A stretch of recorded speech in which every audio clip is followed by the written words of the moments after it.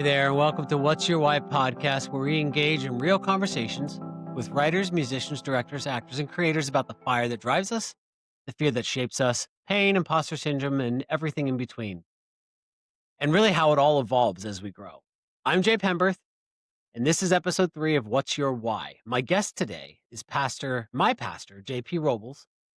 Now, before you check out because you heard the word pastor, stay with me for a second. JP's not one of those. He's just not one of those. He'll tell you himself that he has more in common with atheists, agnostics, and people who walked away from the church than he does with religious fundamentalists. His wife says Christians are exhausting, and he agrees. JP grew up in a Pentecostal church where his father was a pastor, and his parents went through this epic public divorce that tore the church apart. He jumped off a roof, rode his bike into town on a flat tire, and lived in an old Holiday Inn that had been converted into a church. And all he had during that entire time was music. Today, he's a pastor, a priest, a music producer, a filmmaker, and someone who believes that God looks up at us from the bottom, not down from above. We're talking about creativity as the ultimate expression of freedom and how your words create your world. Your words create your world. About imposter syndrome, fear, addiction, and why meaning is the greatest resistance to absurdity. This one's pretty deep, and it's a little long, about 2 hours. I really couldn't find a place to cut anything, but let's dive in. Pastor JP, how are you, my friend? Good to see you. You too, Jay. It's good to be here. Thanks for the invitation. Of course. I'm glad we could sit down and kind of dive into this whole podcast thing is new for me. It looks, the headphones and everything you got going on, it looks a little more experienced at this than I am, but that's okay. I'm older too. Are you though? I'm 43. Probably. Are you really older? 45. Yep. Oh, okay. Well, you got me 2 years. Yeah, man. It's good to see you. What is 2 years? It's good to see you too. So, it was actually my wife's idea, Shannon, when I was putting together the first few, like, who do I bring onto this thing? She's like, you got to bring Pastor JP into this. You got to bring JP on. And I was, and literally as soon as she said it, I went, oh yeah, I do. Well, because I've gone to your church a few times. Shannon's gone to your church for a long time. Her and her ex-husband, Rich, who, by the grace of God, we are all still in this really awesome, co-opting, co-parenting kind of thing, which is fantastic. And I'm so grateful for it, for Rich and for Beth and the fact that, like, literally they live around the corner and it's just this really cool situation that I did not have with my personal experience with divorce. So it's this interesting little, like, God kind of went, hey, like, yes, sir. It can be this way, Yeah, man. But anyway, my point is when Shannon makes a suggestion, it tends to be one of those things where my brain is like, catches up and goes, oh yeah, she's right. Like, Love it. And I think it's beautiful. But it's also one of those things where I've been telling her, because she looks, she goes, you've been telling me for like 2 years that you just want to kind of get to know JP and hang out with JP. And she goes, what better way than literally ask him these questions on your podcast? So, I'm stoked, man. I'm honored. Thanks for the invite. This is great. Of course. So I put this podcast together with this idea of having conversations with people. Like I said, I've shared that I have a tattoo on my chest here that says "Broken is beautiful," but I believe that, like, what breaks us also just makes us. Like we put the Chinese, I don't know what it's called, but that Chinese art where they fill it with gold and they do all that. Like, I think that's us as human beings, right? Like, that's a great representation of, like, when we're broken, when we heal these things, it becomes whole in a way, like broken but whole, right? But I also, so I really want to have conversations about that, about our brokenness, about what the fire that drives us, and the fear that that causes different things, but also literally things like imposter syndrome and all that kind of stuff. And so that's kind of what this conversation is. And I've put some questions together to kind of go down that journey. But, like, I mean, I was reading your website today, and I'm really curious kind of where it all began. Like, you spoke about growing up in the church. You have a unique family background. You speak about your grandparents and what's the phrase you use? A third culture. Yeah. Third culture. Okay. So like, what is that? What was the growing up for you? Where it all began, and, like, the third culture thing? Like what is? Yeah. Yeah, so it has a lot to do with identity and how I identify and locate myself in the world, which Okay. I think an important footnote to that would be I am a pastor, I'm a priest, ordained into like the Anglican tradition, the Anglican family sort of thing. But I grew up in these scenes and settings that would very much be like classical Pentecostalism and evangelicalism. And that has to do with third culture too. So I kind of have a spectrum of the tradition, of the Christian tradition in my background. But it's important for me to say this to people who don't identify with that tradition, and I get it. If they don't, a lot of people I meet were raised in some kind of Christian setting, and then over time they figured out that it's not for me. And this is how I like to phrase it. I have more in common with the atheist, the agnostic, the disenfranchised, the former, the ex, whatever Christian, deconstructing Christians, those on the margins. I have more in common with the Muslim and the Hindu and the Buddhist and the Jewish. What go down the list. If you're kind and if you want to show up to the table to see the other as your equal and your friend and companion, I have more in common with those type of folks than I do with the religious fundamentalists. So I always put that in my footnotes for people so that they know I identify as a Christian. I'm a pastor, but I'm not one of those. Okay. Okay. Diana, my wife, she always says Christians are exhausting, and I'm like, yes, they are. So I I almost feel like I have to apologize sometimes for the state of Christianity, at least in this country. So Mhm. I like to put that out there in the beginning. Okay, so to third culture, which I think it bridges to this. I have Mexican grandparents on my father's side. So my grandfather was this migrant, like field hand in the South. Um, and my grandmother didn't even have a sixth grade education. And in I'll forget what year it was, they moved from the South, Texas, all the way up to Indiana because my grandfather got a job working in the factories for International Harvester, I believe. And when you grow up in a Mexican family in a Mexican household, I encourage people to watch. I know this is corny, but watch the movie Selena. There's a scene Okay. in that film where Selena's father says, "You can't be Mexican enough for Mexicans. You can't be gringo enough for white folks." And I think my father especially could identify with that. So we have that. I have that in my background. My mom, she was raised also kind of like with this Steel Magnolia mother, and then her father was Oklahoma Osage. So it's this weird amalgam of backgrounds coming from my parents. And when you show up in the world this way, especially in the United States, right? I was born in 1980, and when you show up in the United States this way, sometimes people don't know how to locate you, how to identify with you, how to place you. Add to that, I have a very Pentecostal father who I love. I mean, he's still doing his thing. And I was raised in this vibrant Pentecostal church, black folks, white folks, Hispanic pastor. We were happy clappy, like his sweaty Pentecostalism, I've heard it's been called. And so when you're raised in this kind of setting, and then you go to school and you Mhm. encounter people who are nowhere near that kind of experience or background. Although we had a lot of things in common, I'm not saying that I was exceptional or unique. I'm just saying my experience of the world was different at home than it was everywhere else. Everywhere else, they call that kind of thing third culture, and a good example of this would be someone who, let's say, their parents, and I know this example to be. I, we have friends who this has been their example, raised with a very unique setting at home where they speak a different language.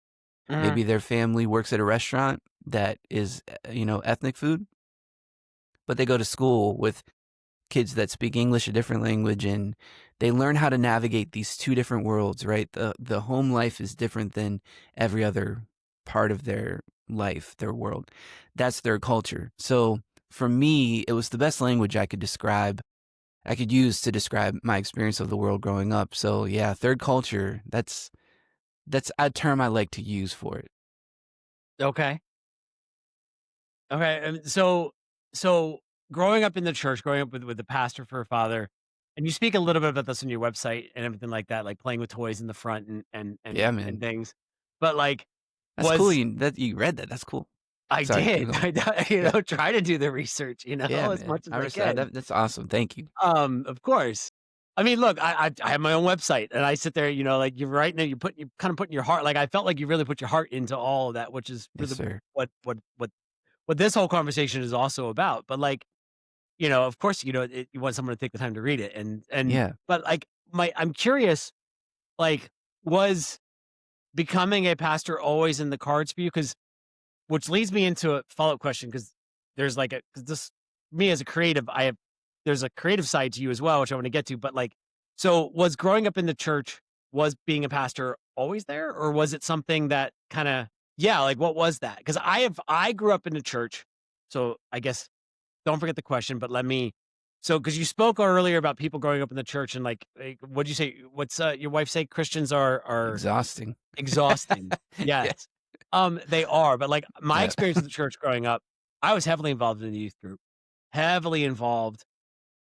Like, it gave me an identity, it did all these things, and I remember, um, my, I don't know, junior or senior year in high school, there was a pastor, Pastor Ray was awesome, so great, but, like, the church just, like, up and fired him, and from my understanding, what happened was as a 17-year-old, 16, 17-year-old was that he did this sermon on abortion, or like it was mentioned abortion, and how like if a woman is raped, like that, like there's just this whole thing of like free will, right? Mm, Freedom mm, of choice. And then all of a sudden, like 2 weeks later, he was gone. And I was like, I had this understanding that's what was going on, right? So I got really pissed off at organized religion, of had course. this Yep. story. Like I'd moved to LA after I graduated high school, and I had this story about church that like man is fallible, and because church is organized by man, like it's all fucked, right? Like it's just all fucked. Yeah. Like Yeah. you can't you do right by one, you do wrong by another, and Yeah. and so there's really messed up logic. And my best friend from high school, I was visiting with his parents, like, maybe 9 years ago, 10 years ago, something like that, and his dad was a deacon at the church during that time, and it was a Brethren in Christ church is what it was, and, like, but he was a deacon in the church at the time, and I told this, I was like, "Yeah, I was really mad when they got rid of Pastor Ray," and it was my sophomore year because there was 2 years where the new pastor came in, and I made friends with his sons and stuff. But point was, Scott, like, looks at me and goes, "No, no, no, Jason, that's not what happened at all. That is not like Ray came to us like a year earlier and said, 'I'm done. I've been here for 15 years and I need to move on and I need to find something else.' And it just, I feel like I've gotten stale Mm, and that like I'm just not like I'm not delivering God and Christ to the church in the way that I used to, in the way now for me, my experience of him, I was like, "Oh, this guy's awesome." But Scott's like, "Yeah, like that's not it at all. Like that sermon had nothing to do with like we were actually like we were fine with that. Like that was like, Pastor A, that was it was his choice." And I went, "Oh, oh," like yeah. there was that moment where you're Yeah. like, so it changed. I started like getting involved in a church in Los Angeles and everything after that, and sort of rehealing that relationship. There's a whole other story of why I was angry at God for a long time as well, but that's later on in this. Mm, mm. I guess so my point is, um, but brings me back to my question of you grew up in the church. Was there sort of a similar kind of experience like this. Yeah, very much, very much, and thank you for sharing that story because I think that puts a lot of, it fleshes out what so many people as you were even talking, I was like, "Oh, I can relate to certain points of this and connect to certain elements of it." I think a lot of people feel that way too. A lot of people have had that kind of experience.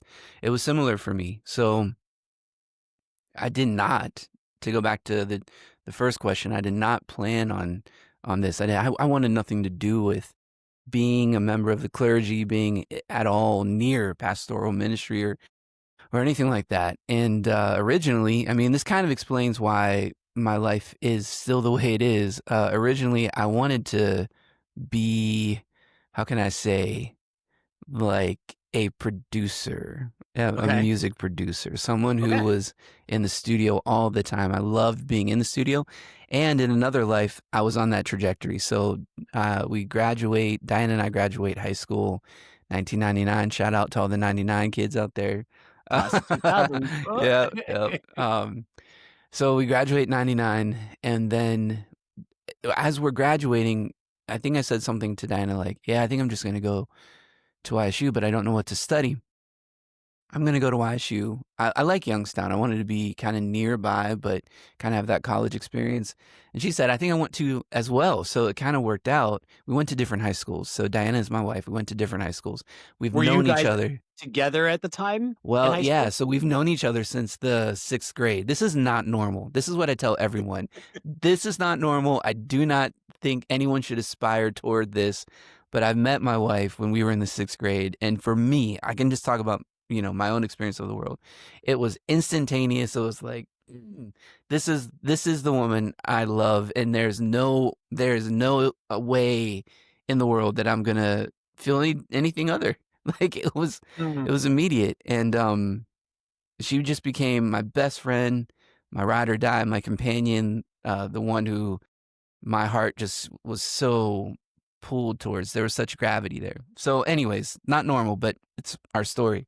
Okay. So we go to different high schools, but we date throughout high school. Back then, you could go to homecoming and prom with someone from a different school. I don't know if they still do that, but They do. You can, yes, but you have okay. to get, like a fill out a form and an ID. Like, I remember Oh, dropping stuff off gotcha. at So Para it's a and, little like, bit more VHS. technical Yeah. now. Yeah, a little more technical now, yeah. Homeland Security Right. gets involved and all that stuff. Exactly.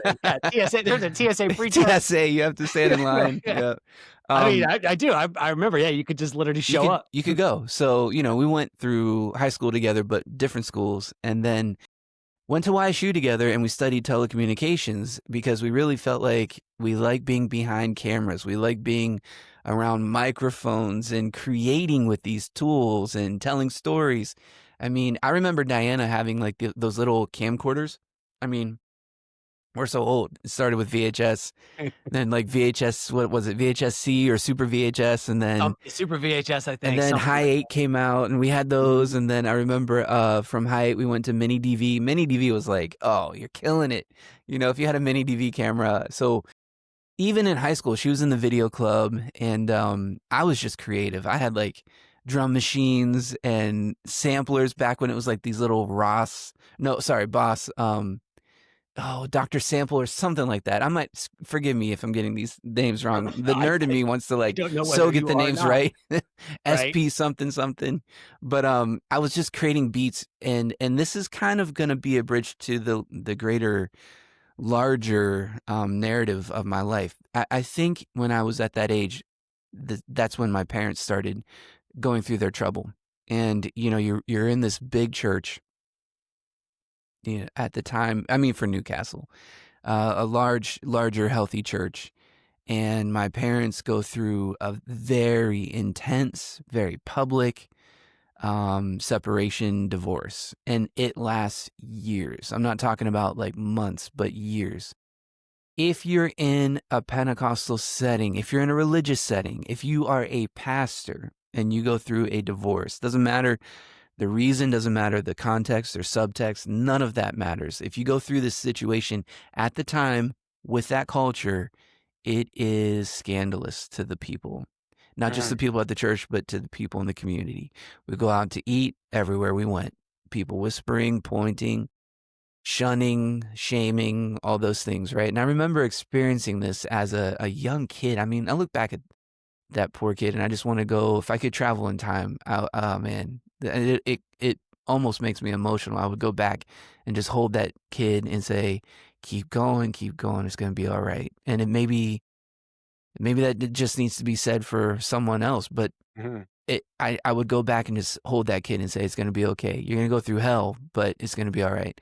So my parents go through this epic divorce. It actually, I don't think I'm wrong here. It sets a precedent, excuse me, in the state of Pennsylvania because of the manner of what happened in the courts. And I don't want to get into the weeds there, but it was crazy. I mean, I remember Christian magazines like calling the church office wanting to do a report on it Are you serious? because it was that unique in all the wrong ways.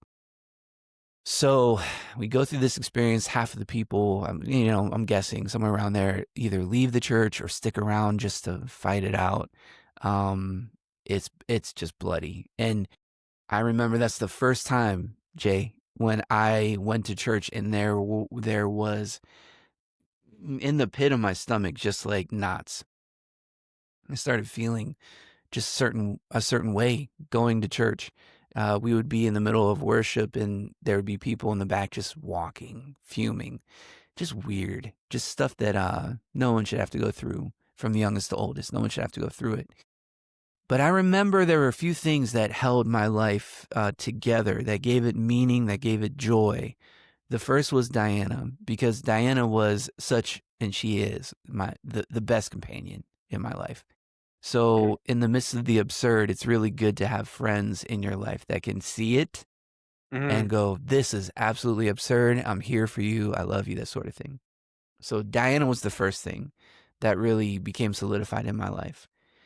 Now, is that trauma bonding? I don't know. We go to therapists, we talk to spiritual directors, we work through it. We're showing up emotionally healthy and aware in the world. But she was there. She was there. Second thing I remember about those times is that music really held my life together. I love music. I will always love music. There's not a day in my life where I'm not thinking about it, making it, creating it, listening to it, studying it, riding in the car with John Luke and Monty talking about, did you hear what they did there? Why do you think they did this? Let's watch this, interview on YouTube and really unpack what Corey Henry's doing. Like all these things, right? So music became a foundational thing. And at the time, I lived with my mom at the beginning of the divorce separation. In a very man, dramatic and traumatic moment, I leave my childhood home by, it's a long story, Jay, but I jump off the roof of my bedroom was kind of like on the second part of the roof of our house. It was like a split level thing. And Mhm. I jump off the roof and I ride my bike into Newcastle. Some people who know me well know the story. Okay. Injure my ankle in the process, and I leave it all behind.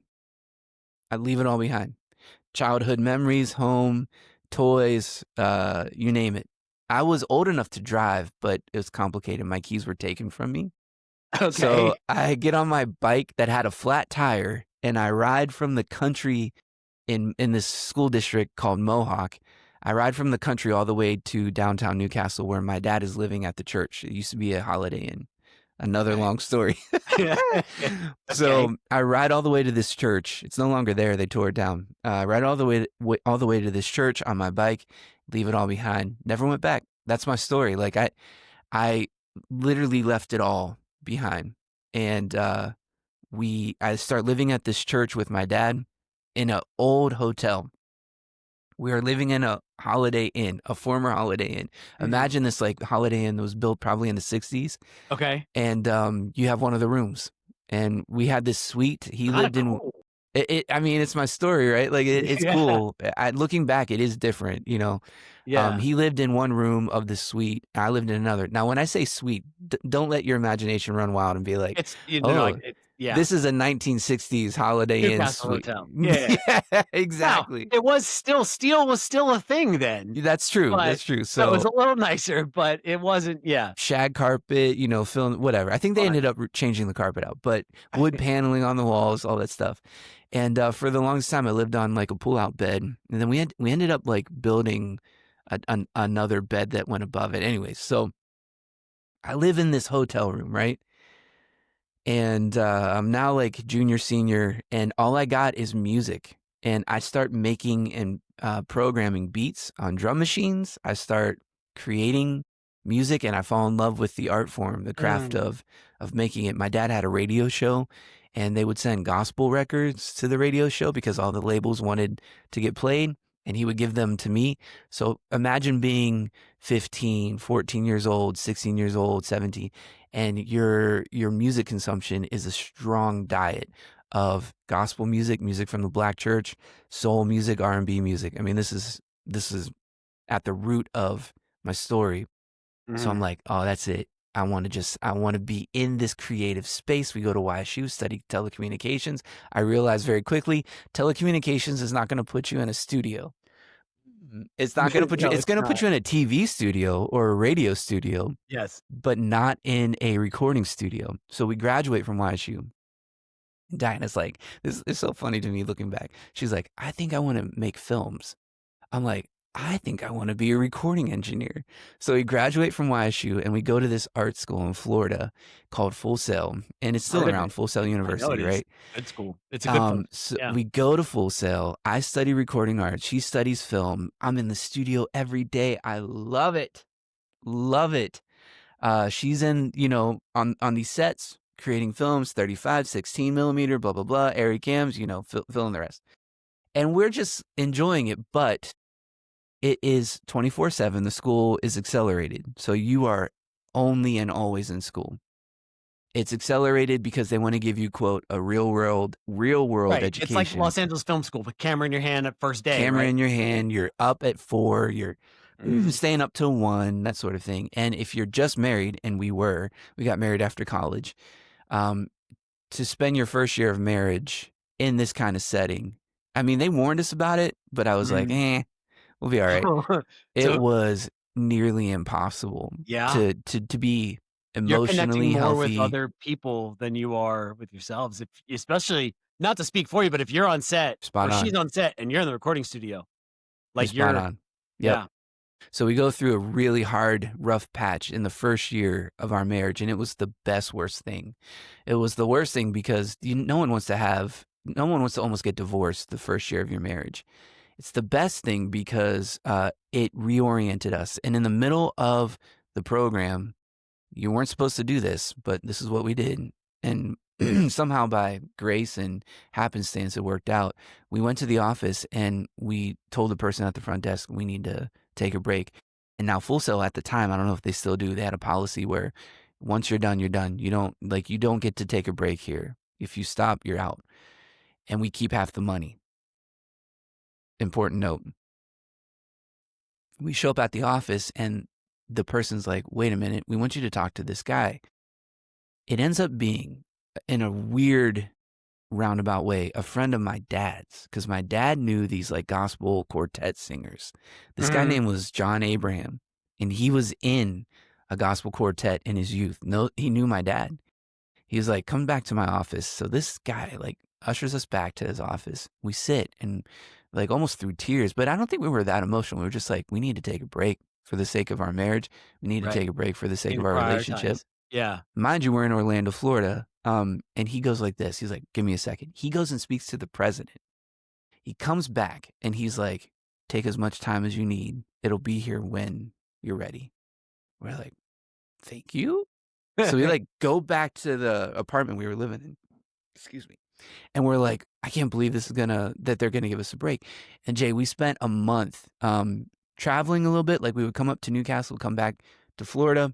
We would go to this beach called New Smyrna.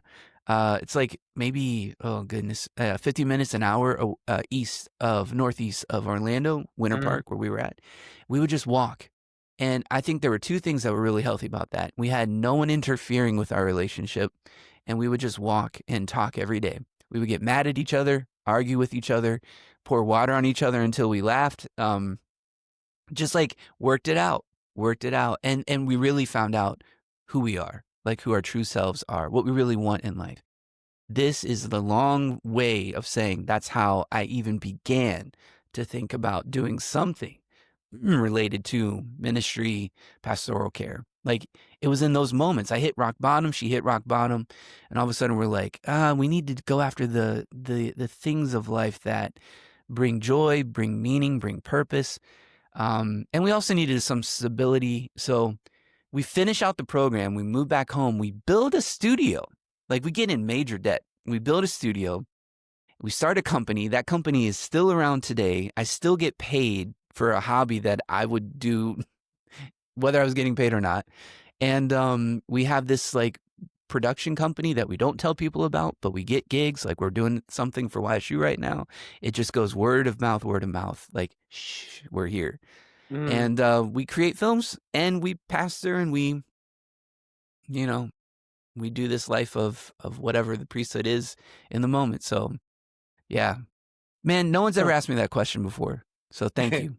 You're It's cool. welcome. So in that moment, that moment where you guys literally were like, I like we need to step back. We need to kind of do this thing. Like, um, so you just spoke about how you and Diana both said you need to find the things that like you're passionate about, like the purpose. Like, what is our purpose? What we're doing here?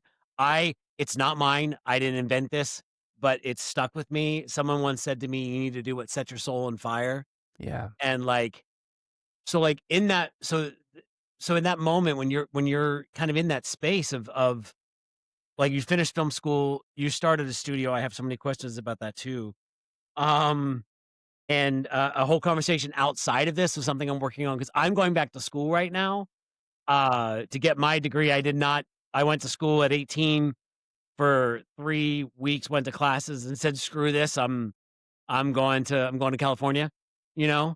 So I'm going back now to Slippery Rock and I'm working on something there, but we'll talk about that after this It's that I awesome, think man. could really be very interesting. But uh in that space of like the podcast is called What's Your Why, right? So Mm. your why in that space, I imagine is different than your why moving into pastoral. Like how did that transition happen? Like you guys what did you find? Like what was the purpose you guys found in that space to start the studio, to do all those things?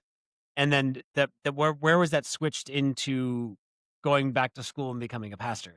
Yeah, I think in a way it's different, and in a way that's very much the same reason and the same purpose. So, to go back to your quote about what sets your soul on fire, what makes you, you know, come ablaze with something passionate. I think Thurman was the one who said, "Don't ask what the world needs, but ask what makes your soul come alive, because that's what the world needs. Like what makes you come alive."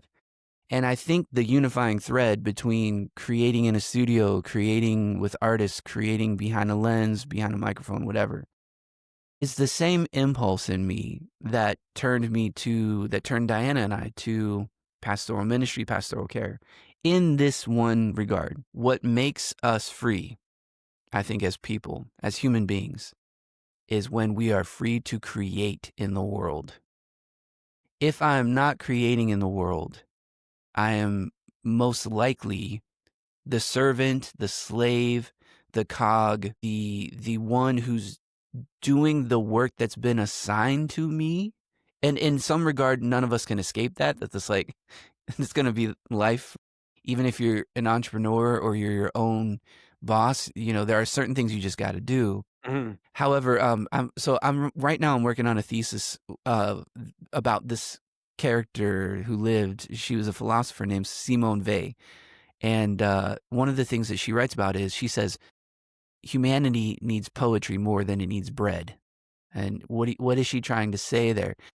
If we don't have meaning, creative meaning, then our lives are reduced solely to function. And when your life is reduced solely to a function, you become a utility, you become a slave. Mm. And I think this is what's always been at the heart of who I am and who Diana is. You have to create in this world. And that's really the greatest expression of freedom is that I'm making something, I'm creating something. I'm an emancipated soul free to create in this world. Not only am I free to create in this world, I'm free to create the world. Like, and here's the priest coming out of me, but like, I am free to create the world. I am free to create and make the world. It's a horrible thing to receive the world as it is.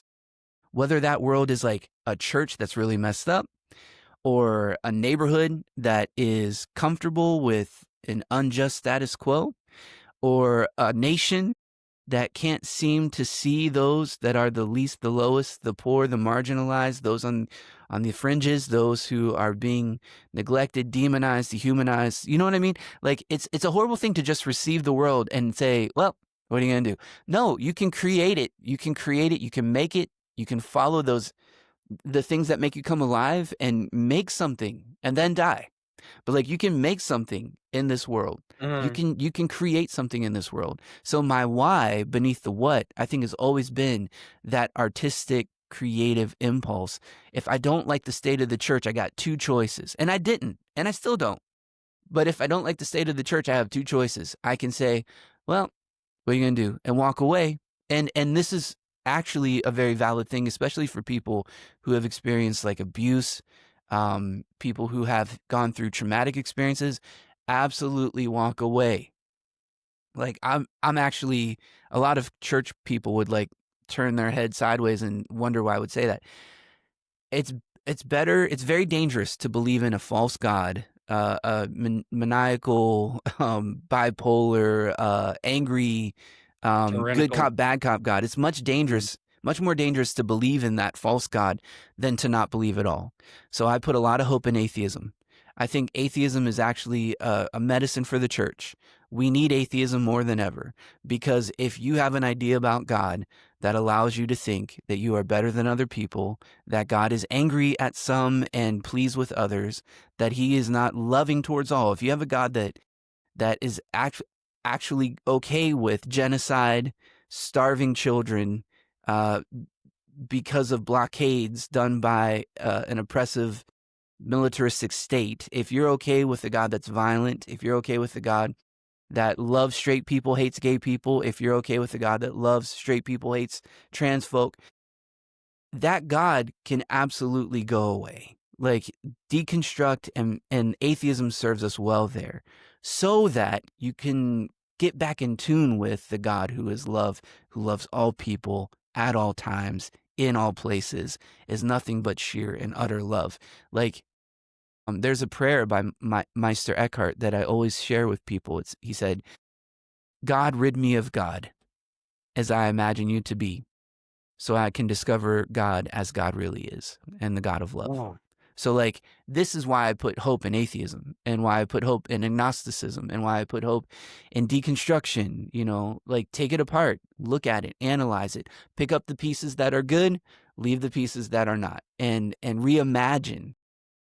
There's an old school word for that I grew up with, and that's called repentance or conversion or transformation, the converting of a heart. Like, we believe in this as Christians, but we never thought that what really needed to be converted was the church itself. right, So right. create, create, create. Absolutely create. You've hit on so many things for me in just what you're sharing there. Like, if I'm not creating, I'm not breathing. Like, Yes. to me, like, so Shannon has this thing. I had this thing, and Shannon has this ability to, in all of her wisdom, point it out to me. Like, if she's interacting with me, or we're having a conversation, and my energy's off, or I'm being super short or something. She'll just look at me. She goes, "So when's the last time you wrote?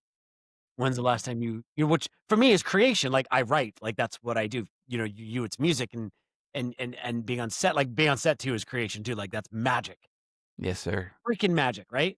Yep. But she'll look at me, she'll be like, "When's the last time you wrote?" I was like, "I don't know, like 5, 6 days." And she's like, "Go, disappear, like leave, go write something. Dude. Because I'm not able Yeah. to live with you Yeah. if you're not." But Yeah. like when I step outside and I unpack and I look at that, it is this space of realizing that I haven't tapped in, right? Yeah, Like, man. I have this thing I say that, um that what tapping into the universe, right? Like, I'm tapped in to the muses, to the universe, to all of this, like, it's just this like this flow state, as Mm-hmm. Mm-hmm. different people talk about it. But when I call it the universe, Shannon gets so frustrated because she goes, "That's not God." I'm like, "Honey, God and universe, to me, they're the same thing." Like, me tapping in and manifesting something to the universe is the same thing as me saying a prayer to God. Like, those two things to me are synonymous. They are the same thing. It is that higher power, that higher being, that higher thing. But bumps against it all the time because she goes, "So I was tell her I was going to talk to you about this in the podcast." And she goes, Yeah, "Well, if let's go. Pastor JP says it's the same thing," she goes, "Okay, fine. I'll let that go." Because we get in rows about it. Like, she's just like, "That's not the same thing. I can't call the universe. Like, if you're telling me to ask the universe for it," she goes, "Why don't you just say pray to God for it?" I'm like, "It's the same thing."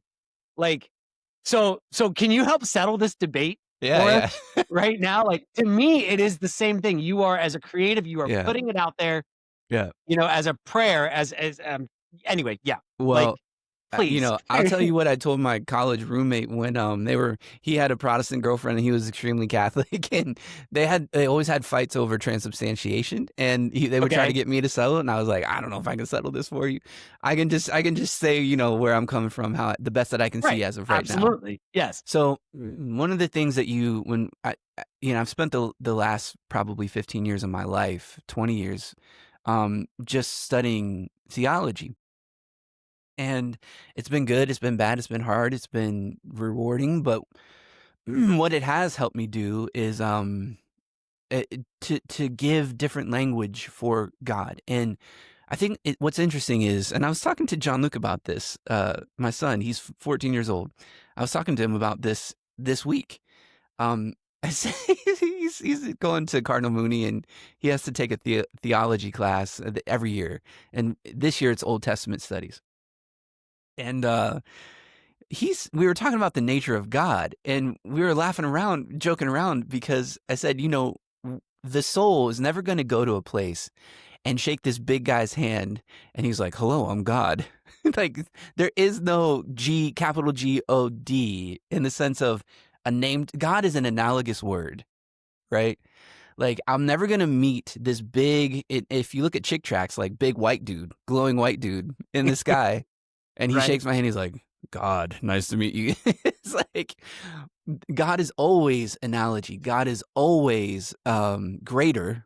I think, who was it that said that? God is always greater. Was it Stein? I can't remember. God is always greater, and God is always analogous to reality. So we use the word God as a framework to describe ultimate reality. Now, I think because of that, theologians have always given that idea, the nature of God, the study of God, other language. And one of those phrases that comes into the conversation, and it's close to your word, is cosmos. And I like the root of the term. I like what it means, that all of the created order, everything in existence, the fabric of time and space, and that in between that we're not even sure of. I mean, you really could go into metaphysics. You can go into astrophysics. You get whatever. This All of it. conversation's so Right. broad. Yeah. But the created order is what we use, I think, as a theological framework. So the cosmos, um, you could almost say that there is this cosmic element to God, in terms of our language. Again, how could we ever know fully what we mean by God? We see through a dark glass, for the Bible folks who love to quote scripture. There's so many phrases and terms that we can go to in scripture, but we see through a dark glass. We see dimly.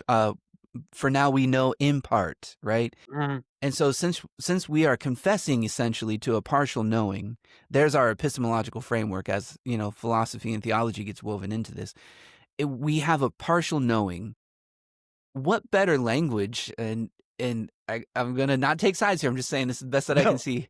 What better language do we have than something like universe, cosmos, flow is a great word. Reality is a good word for God, I think. Like, when we talk about Mhm. what do we mean by God, since it's an analogous phrase, what do we mean? We mean reality. And then if I'm going to get particularly Christian with it, what do we mean by Father, Son, and Holy Spirit? Uh, I think the best word for God is love. Hmm. I think the best word for God is love, because if God is Father, Son, and Spirit in mutual relationship, right, orbiting each other, Mhm. always yielding, lending, rendering oneself to the other. There's a text that blows my mind where Jesus says the Spirit's not going to speak on its own. The Spirit's going to say what it receives. And then Jesus is also, he says, everything I have comes from the Father. So there's this like mutual yielding that Christ kind of clarifies about God. And the early church was wrestling with this. What does it mean that we see Christ being baptized, the Holy Spirit descending, the Father speaking? What does it mean that everything that the Spirit has is given, everything that the Father has is given to the Son? And the word that they came up with, which is not in Scripture, is Trinity. That there's this triune nature. And people get tripped up on that, and they want to have all these theological debates over it. when really all we need to say is, oh, God is loving mutuality. God is Mm. relationship. God is bound up in relationship. In flow, right? Richard Rohr talks about flow all the time. God is caught up in this creative flow, this yielding, this rendering of oneself to the world around and to the other, and in this creative process of flow. So, to your point, and I'll shut up. What else are we experiencing of God if it's not this kind of cosmic creative flow where we take on the first image of God as creator, right? So, like when we take on this idea of creation, I don't think we're ever more like God than when we're creating. I think when we take pen or keyboard or typewriter. I'm a typewriter collector. I have like 15 typewriters. My wife's gonna kill I me, but did read that. I wanna talk to you about yeah, that. so a That's lot a of collection. typewriters. I But think that's cool. like if we're on a podcast and we're sharing ideas and sparking ideas with one another, we're never Mm. more like God than when we do that in love. Love of what we're making, love with each other, love with the universe around us.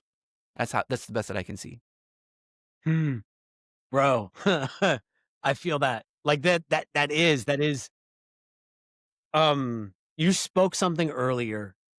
When you were 2 questions ago, you were speaking about creation, like being able to just create and how even as Christians and things, we create our world.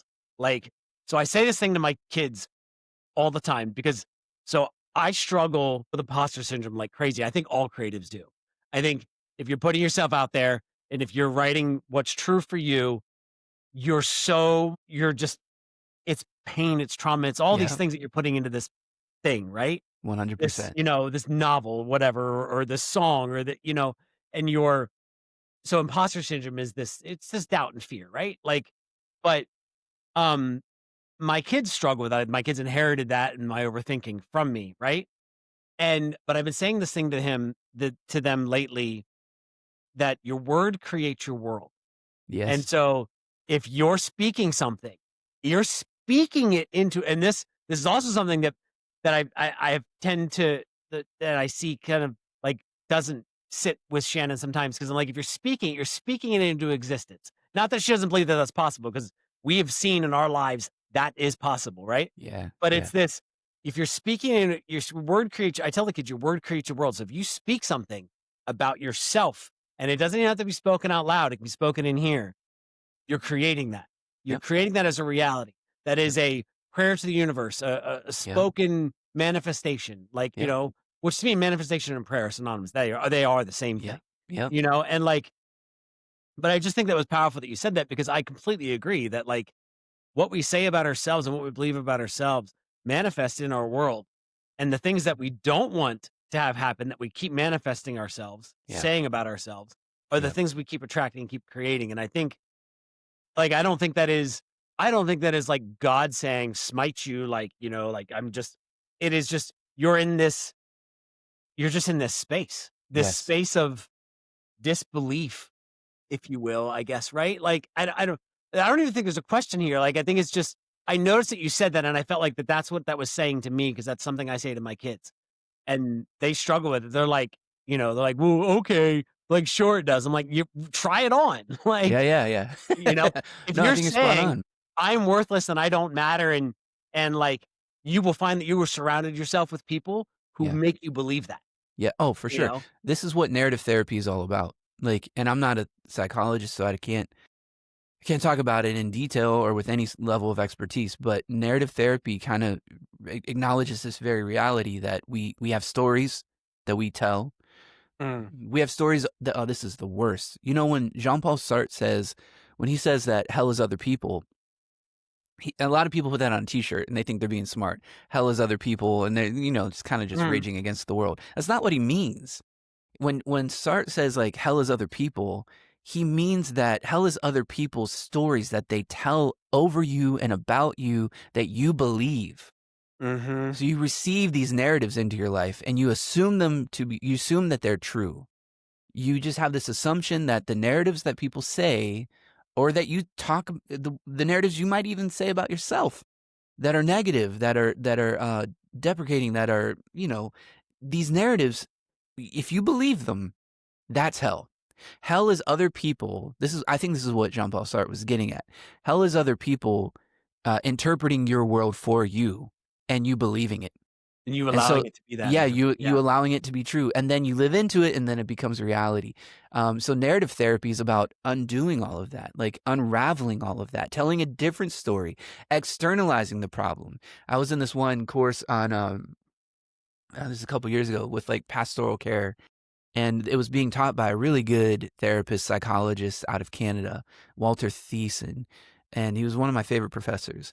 And he told the story about a kid that had a problem like pooping his pants, and he would have this issue at school, he would have this issue at home, and narrative therapy was the answer because he believed that he was this kind of like out of control, I have no control over my body sort of thing, person. And they gave, and this is so sweet and so cute, but they gave the problem a name and they called it like Mr. Poopy Pants or something like that, or, Captain Poopy or Right. something. And then they externalized the problem so that he knew you are not the problem is the problem.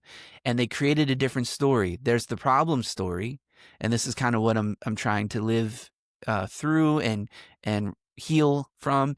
But then there's you, and you are not the problem. And let's create a narrative about who you really are. You're bright, you're smart, you're creative, you're intelligent, you're a person who's there for other people. And that narrative therapeutic approach created within this child a new story, and it allowed him to heal so that he didn't have these accidents anymore. I think there's something powerful about stories and words, and of course I do. Like I'm a priest. I don't believe in a literal a creation account that it really happened in 6 days, seventh day. Like, I don't believe in that. I think it's a poem.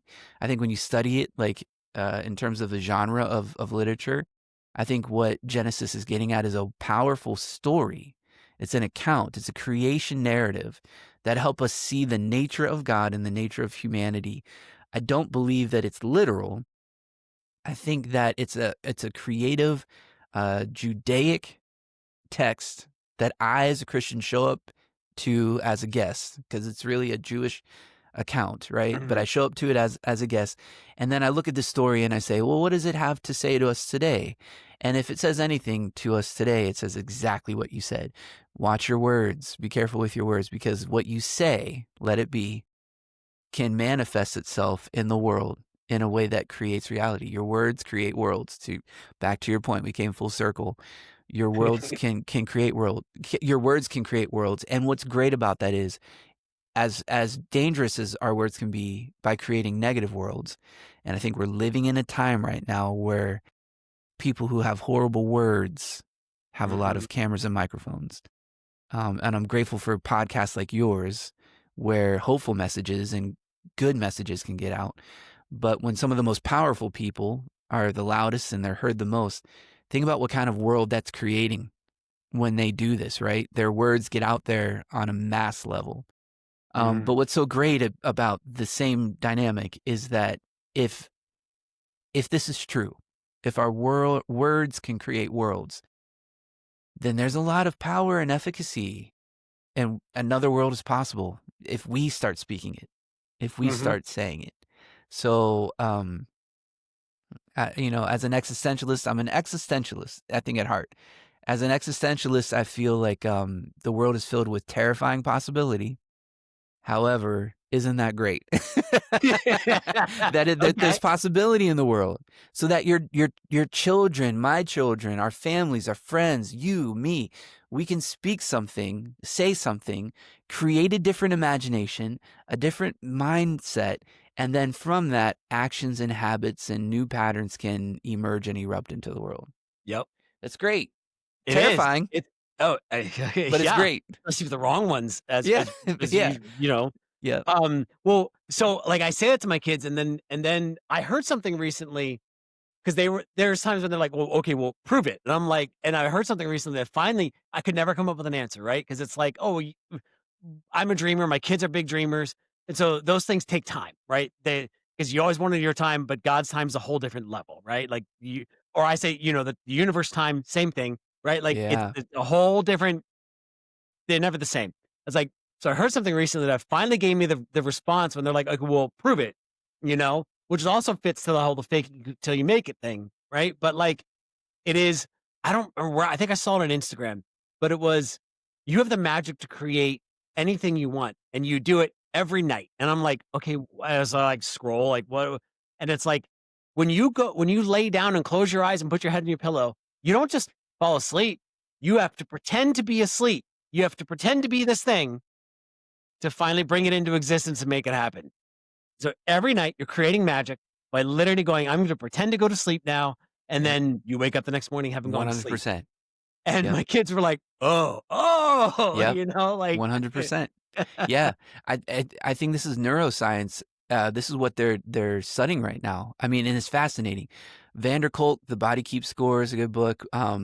But there is fascinating research that is relatively new that absolutely can prove, I mean, scientifically can prove, quantitatively prove that words can create physical, neurological, biochemical responses in our bodies.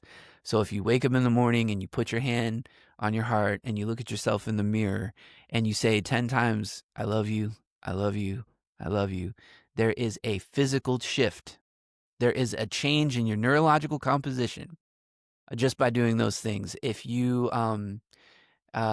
I say, here's the proof right now. If I say to someone and I mean it, and I look in their eyes and I say, you have so much worth. And I mean this, like you do. You have so much worth, so much value.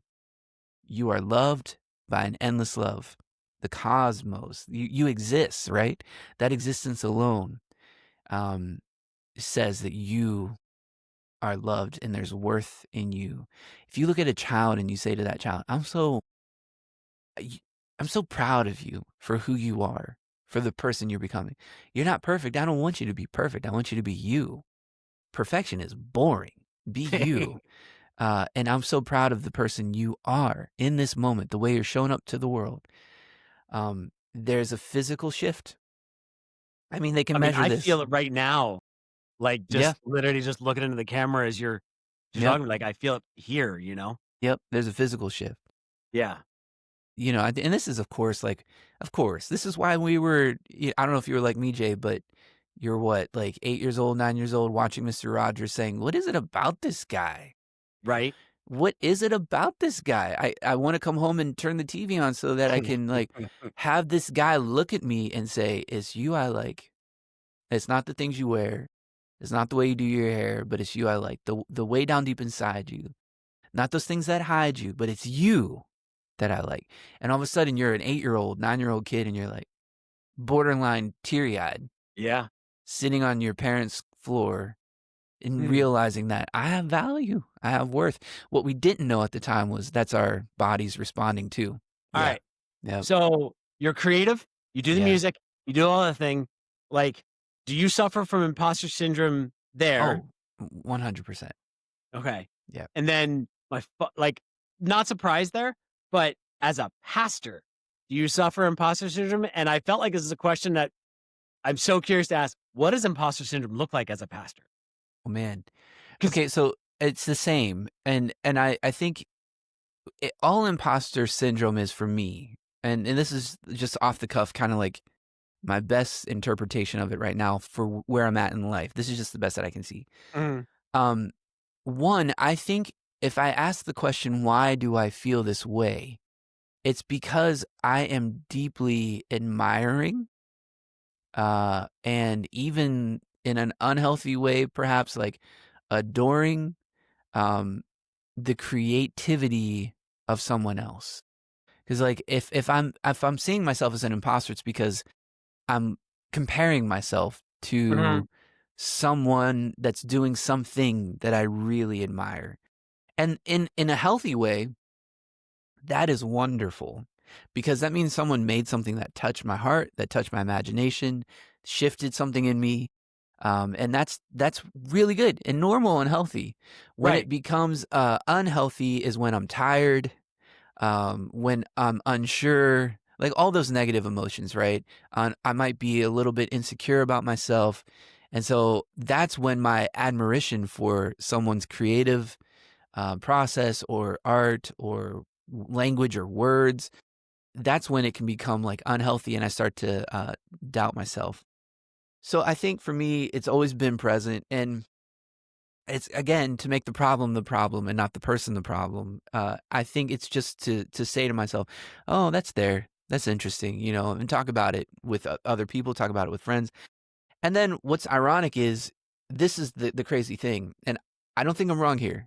I think everyone who creates anything has a little bit of that, if not a lot, if they're being honest. Now, if they're not being honest, they're gonna be like, I do what I do. If you like it, you like it. If you don't, you don't. I don't know. I think they had to get to that place, and I don't even think they're always there at that place. So that's my first answer. I think it's kind of normal.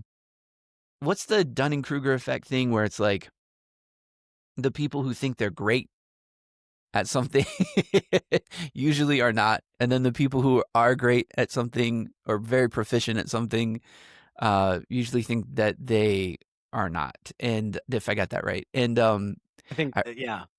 it's always fascinating to me, right? You meet people and they are uber confident that they're the best singer in the world, and then you Mhm. have them sing, and you're like, oh, okay, let's put some auto tune on. Right. You find Yeah. out all of a sudden that they're not really the best singer in the world, even though their confidence is at a 12. Mhm.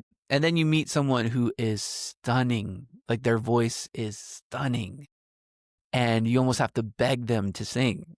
Yeah. It's like, Kara, you know? Allie, like So Allie, yeah, just and Shannon, like the 3 of them, you know? all of them, And great Emmy's growing voices. into her own voice right now. Me and my kids, we weren't their mom can sing her face off, but like me, they got my voice, and I'm so sorry for all of them. There's so many good values I think that come from you, and I'm sure that your children have those, and not just values, but like gifts and talents and virtues and all that stuff. Oh, yes, they do. They You do. know what I Like, I mean? don't So but like, see, there's my imposter syndrome saying I'm yeah, not yeah, worthy yeah, of yep, praise, you know? yep, Like right there, like literally, you're like, as if yeah. right on cue. Well, Do I think pastors do pastors have it? Yeah, they have it. They well, what have does it. it look like for a pastor? Because I know what it looks like for me as a writer Well, I and think for when pastors are lazy, it looks like stealing other people's sermons, and that shit happens. Like, it's crazy to me.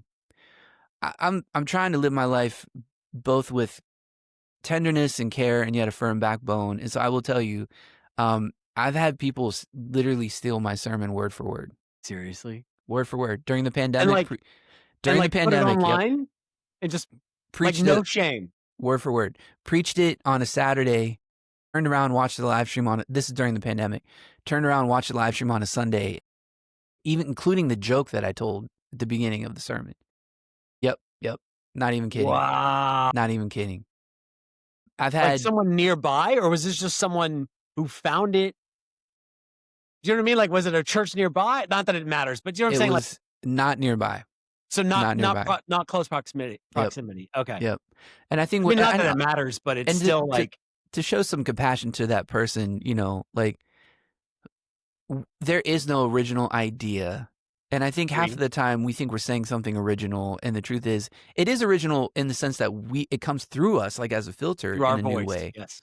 But as a writer, I think you can connect with this. It's like we're always being inspired, breathing in, breathing out. And a little bit of the air that comes out of our lungs was inhaled by someone else. You know what I mean? Or Mhm. from someone else. So I mean, yeah, absolutely. it's always sharing that spark, but I think what's unique about it is when we find our voice, and this is what, preachers and pastors and speakers and writers, and I think we had a conversation about this, or at least it orbited this. When you find your voice, I think that's a part of like growing and maturing, when you realize that, okay, I'm done. Like, I'm not done, but I'm not going to prioritize comparing myself to other people. I think to be a human being is to observe and witness the other, and the brain and the heart and the soul and the mind can't help but like somewhat compare that. But as we grow and as we develop and as we mature, I think at a certain point you're like, I have a voice. I have something to say. I have a unique way of saying it. Might not be for everybody, but it might be for somebody. And all of a sudden you realize like, okay, my voice is present. And then you become much more comfortable. This is where I'm at right now in life as a 45-year-old. I'm trying to get to the place where I am comfortable in my body. I'm Hmm. comfortable in my body. I want to immerse myself in practices and meditations and contemplation that every day orients my mind, my soul, my heart to be in my body. Sometimes that looks like deep breathing. Sometimes that looks like what Shannon told you. Have you written recently? Right. Sometimes that looks like in the morning I wake up, sit behind a piano. Got to do it. Got to do it. Mm, I need to be in my body. And for me to tap into that flow of music, it's a fast way of getting in my body. If you do this, you can put a bowl of ice water on the counter and engage your, is it vagus nerve? Vagal nerve? Like you can immerse your face, hold your breath for 10 seconds in ice water, and then come back up, and then do it again, and then come back up. And all of a sudden, your nervous system is reset and you're in your mm, body. So okay. deep breathing, all these things, right? Put yourself in environments and in practices that can make you feel at home in your body. And all of a sudden it's like, okay, we did this TED Talk thing where we had to film it. And what was interesting is, and I didn't know they do this, the organization that runs TED, they hire a masseuse and it's a full like laid out table. Mm, And before these speakers go on, um, they can get a full body like massage. And what's interesting about that is you might be like, why are you doing that? Like, what's the point of that? They should be like going over their notes. They should be, we think they should be doing something that helps them speak from their true self. That's mm. exactly what they're doing. Like Huh. they're finding their home in their body so that when they go out there and present their idea, they can do it from a real place, a real space. And I Yeah, think as we grow older, we find our voice. And I admire the young people who are finding it soon. me too. That's really great. And I I'm just think, finding it now. Like, me too. Yeah. I'm just finding it now, and it's interesting going back to college and my creative writing classes challenging me to like write poetry and creative nonfiction. And I wrote this piece recently that I went, oh, there I am, like Yes, there stepping I into am. my voice, Yep. and it's something I speak of because I believe, like you said, like there's no story, like you can't, there's no original story anymore. Every story's already been told.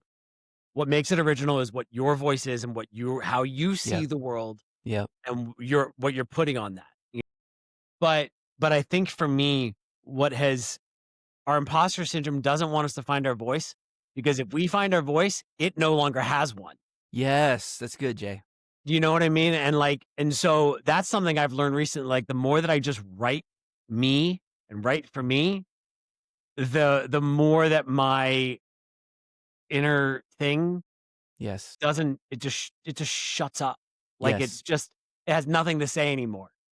And I think I just think that that's absolutely just a powerful thing, like Yeah, man. what you're speaking to.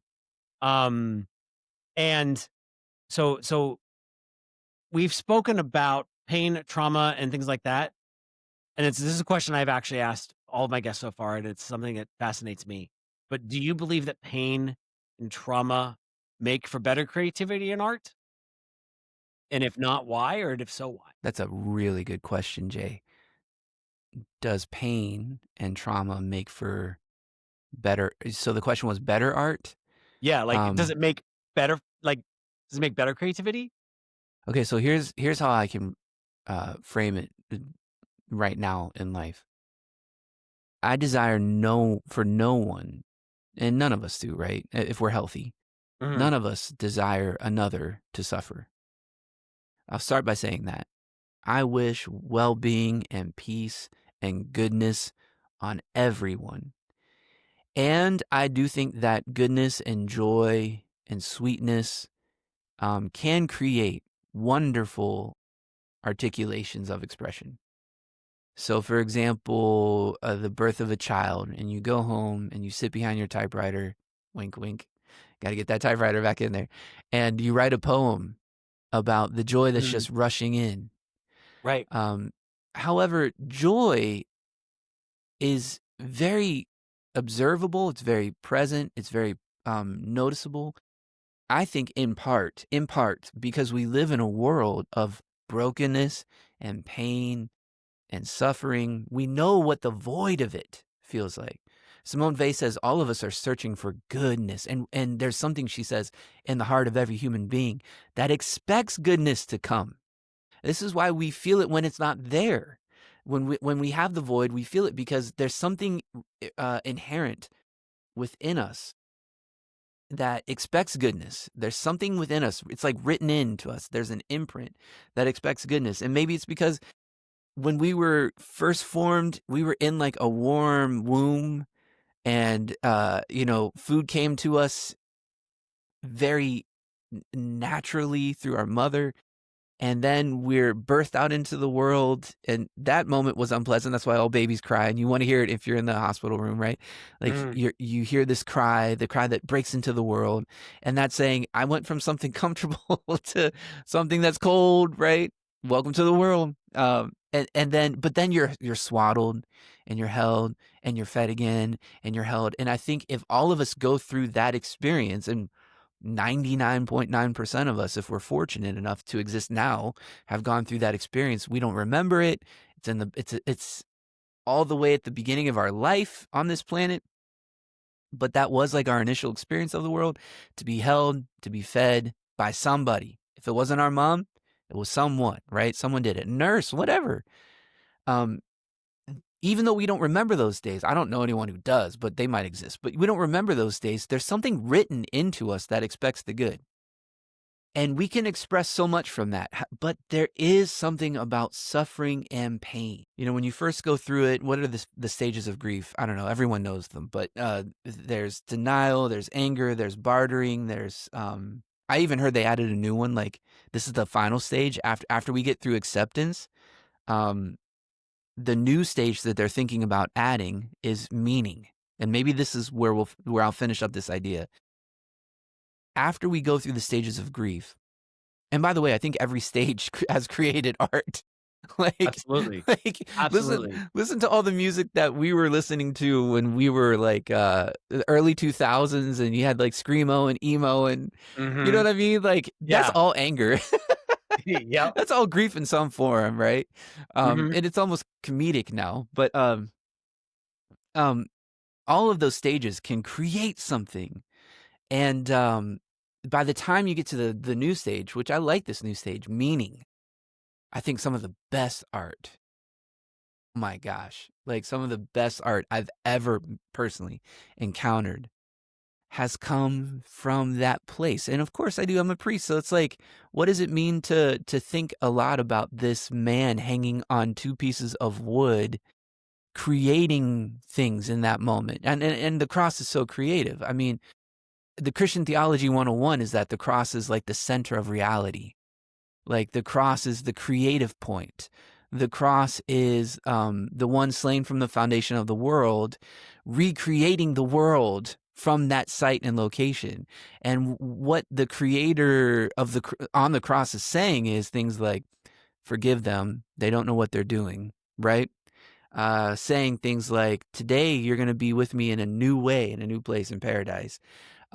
Giving this kind of amazing, radical widening of belonging to the person who's hanging right next to him. So it's such a creative place. But what that also means for me is that everyone who finds themselves in suffering finds some kind of creative place if they hold on, if they don't let go, if they work through it, if they find meaning. Then from that place, I mean, this is the Christian story, comes some kind of death, some kind of burial. This is baptism, some kind of resurrection. We've been raised with Christ. And maybe this is making Christianity a little bit more accessible, I hope, for people. But look at it as the creative journey, the creative arc, right? Um, you live, you experience life, something happens, some kind of pain, some kind of suffering, grief, death, burial, resurrection. And from that resurrection comes newness of life. And this newness of life bursts into the world to make all things new. Like, I can't think of a greater artistic narrative or journey than that. So I don't wish anyone to suffer. I don't wish suffering on anyone. But I will say, like, from that suffering comes a new world. What? It- It does. I think it's from the healing as yes, the well. healing. That's right. Well, I think so. I wrote something. I'm working on a a horror novel right now, rewriting a horror novel, which Shannon sometimes is like, "Why do you write this?" I was like, "Because I believe." I believe my friend Jake and I talked about about people who tap in, like purposely seek out pain to create, which is dangerous, and I completely agree with that. But I think when I sit down to write something and if I'm tapping into being honest about my pain and my trauma and the healing that's come from it, because then the healing is the understanding of it and the understanding of like being able to kind of separate yourself, sort of how you said, cr- make the problem and not the person the problem, Yeah. or Yep. sort of like make the pain the problem and not the, Yes. like Yes. that kind of thing. But I think like it allows a creator, a writer, a songwriter, or anything like that to, when they do that and their pain is what I'm experiencing right now and I don't realize that I'm experiencing it, Mhm. it allows me to be seen Yeah. and like, come on, as a human being, that's all we want, right? Like That's what we want. Yeah. is to like, you look at me and I look at you and you see me and I see you, but not for how I want to see you, but for how you are. Yes, And I sir. think that that is like such an incredible thing. Like I wrote, my point about the horror novel that I'm writing right now is that I wrote this line that said, that said, "Pain now is not pain tomorrow." Yes. Yep. And, like, if we learn from it, but if we Yes. don't learn from it, it is pain every day. Like, Yes. I think it was a Yep. line in the thing, like, I just in my notes that I was writing, but, like, that spoke to me. I just think I think, yeah, I agree with you, like, the best creativity can come from, because it allows you to be like, Bradley Cooper did it with A Star Is Born. I watched that movie, and I imagine you've seen it, but he Parts of it. spoke I haven't seen the whole way through. oh, dude, you need to watch the I whole need thing. to watch I it. finished that movie, and like, the kids were with their mom for the week, and Callie came that week and was like, "I'm taking you to see this movie. You wanna be a creative?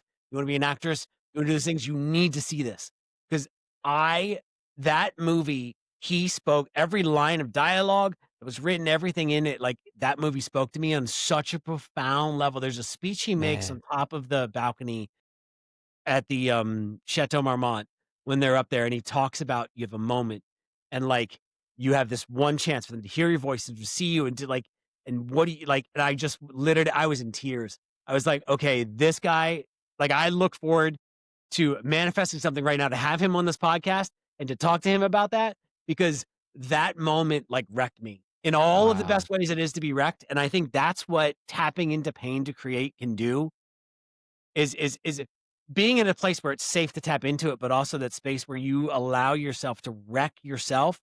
Like I always say, like I write in my Substack that the best writing is when you're literally writing something and you're just in tears. You're just because there is a healing that has just shown up. Like Yeah. when I do that myself, if that Yep. makes sense. Yeah, it does. How has fear shaped your life or your path? Has it? Like and in what ways? Yeah, well, absolutely, and I think to go and maybe we can bridge the 2 subjects here, but, if from the time I was young, I've had a milieu of health issues, and when you grow up in the hospital, out of the hospital, in the hospital, out of the hospital, with this machine attached to you or breathing through it or, I'm not gonna get into all my stuff, but, they did, like, these experimental injections on me as a child because they Mm, tried to, remedy severe inflammatory markers that I was having, and, I screamed so loudly, they were very long needles, and I don't wanna get into it, but, like, I screamed so loudly that blood as a kid came through my skin.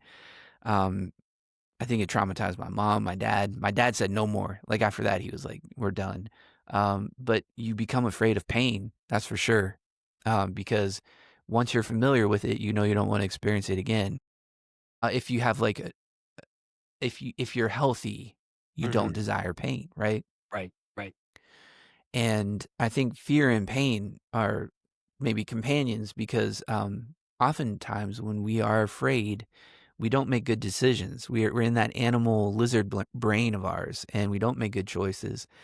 And the whole flight or fight sort of thing kicks in, and we then can often misstep into something more painful, ironically. Mhm. And so I think fear and pain go together. I loved what you said about the creative process can find immeasurable expression in the healing of that pain, in the healing of that wound. And again, I don't mean to be so churchy. These are just images that I use all the time. But what does it mean to have like a resurrected body, like what we see with Christ in the story, in this particular story, where there's wounds but no pain? And I think this is something close to what I'm trying to get at. The greatest thing, the creativity can come from the healing process, and even creativity can be a part of, especially a part of the healing Mhm. process Has been for me. that helps the wound become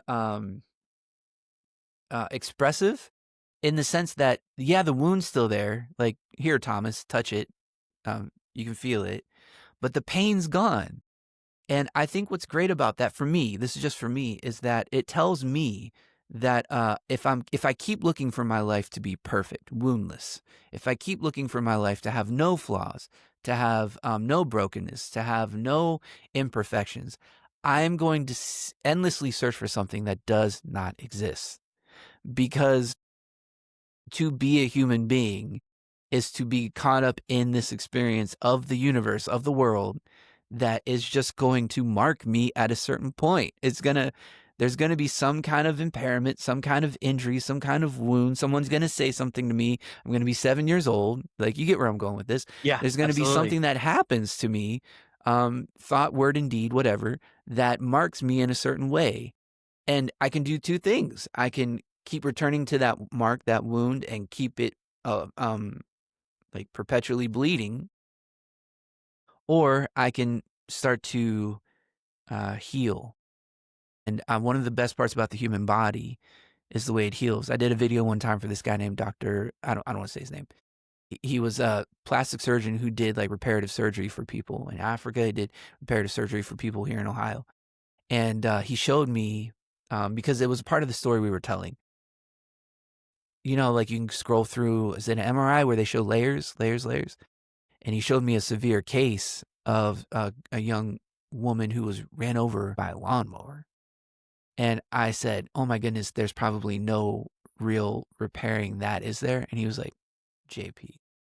It was so sweet to me in that moment. He was like, "Of course there is." He's like, and he said something that never left me.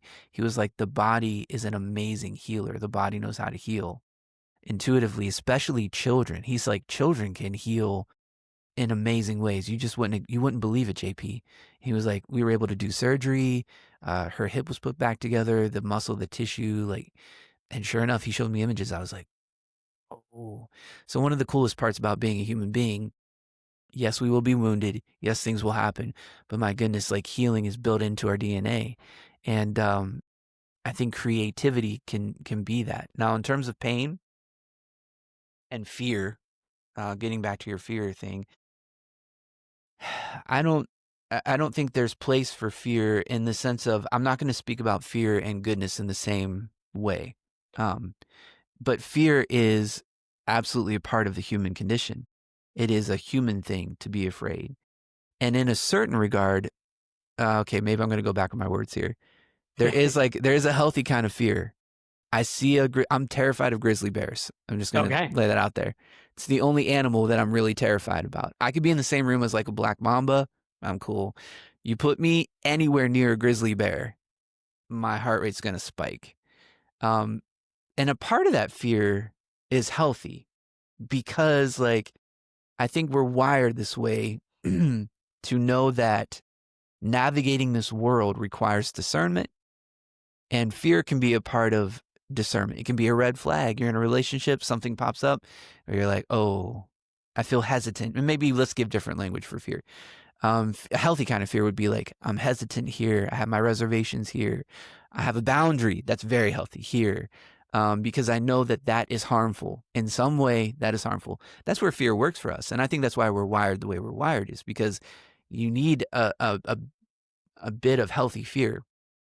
What's harmful is when that fear becomes imbalanced, and then we receive something in the world that's not, there's no equilibrium to it, and then fear can just run away from us, and we run with it, and it takes us to a place where we're not our true selves.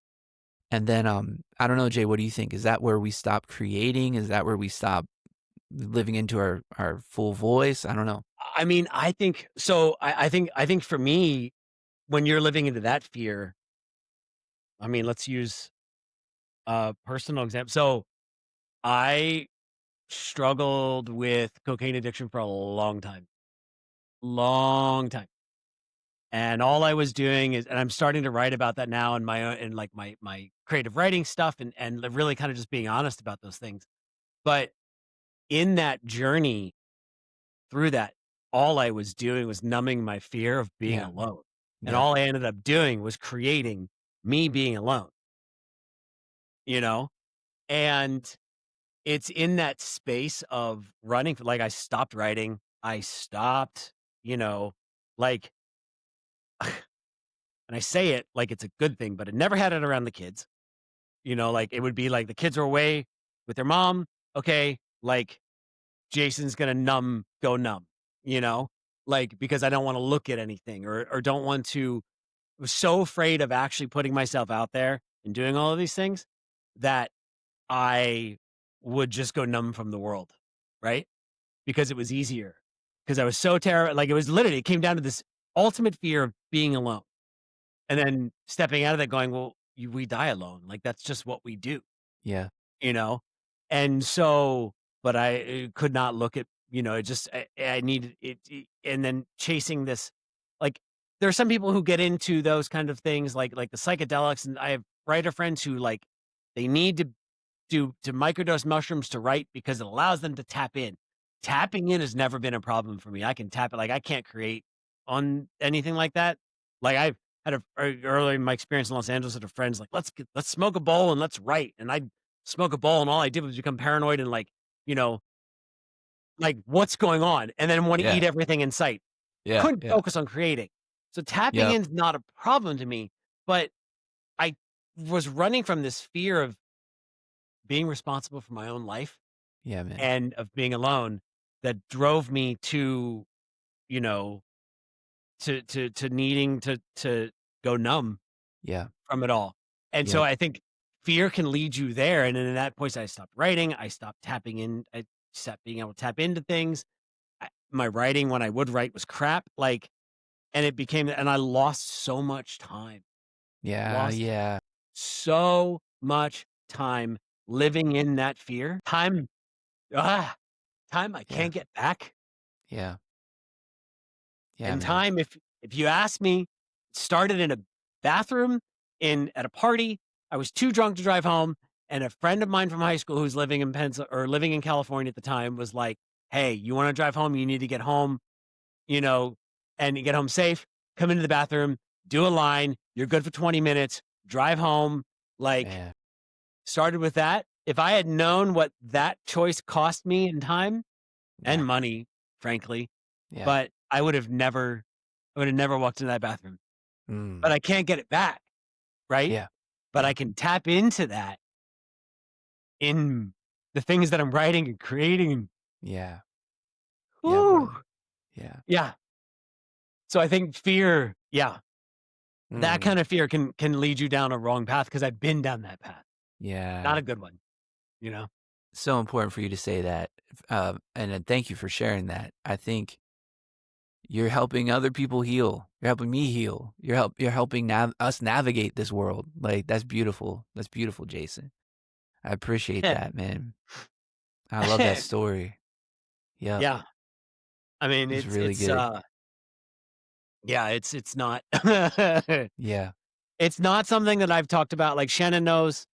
I don't. I'm sure Rich and Beth will listen to this. I don't think they don't know, so they do now. They're good people. They're the I best know they people. are. I know They're they in are. But yep. um, like it's something I talk about with my kids now. Like my kids weren't stupid, but it was yeah. Like I tell my kids like ask me like what do you want to know, like Mm. but like when I say my kids, the girls, it's not something that we talk about with the girls, but it's something like with my adult children that like now I'm like, okay, guys, like, yeah, like it was kind of shitty. I was trying to say I was this awesome dude, but in the I had a shadow that was just there. We all do. We I all know we do. do, but I Yep. was chasing the shadow. And I Yeah, think yeah, when you're yeah. chasing the shadow, Yep.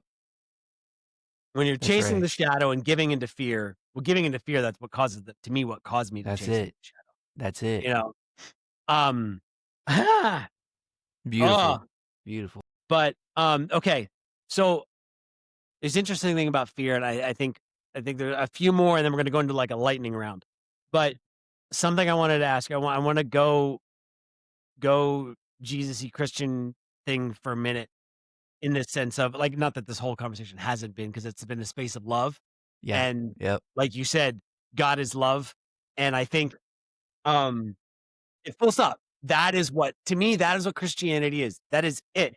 It is not all of these rules and these requirements and all of these other things. It's just fucking love. Yep. Like, excuse my Yep. language, but like No, that you're is right. just Yep. that is what it is. Like to the point where I write truth and inspire love, literally That's written, cool. like, Yeah. because that is what that is, Yes, right? sir. So we're living in an interesting world right now, one that's filled with hate, but filled with people that are repurposing the Bible and scripture for hate All the and time. for um just this judgment, this hurt, and to like to create separation and division. And but that's not what God is. So as a pastor, as a man of faith, as so there's two questions. One, what do you think if Christ came back today? What do you think he'd say?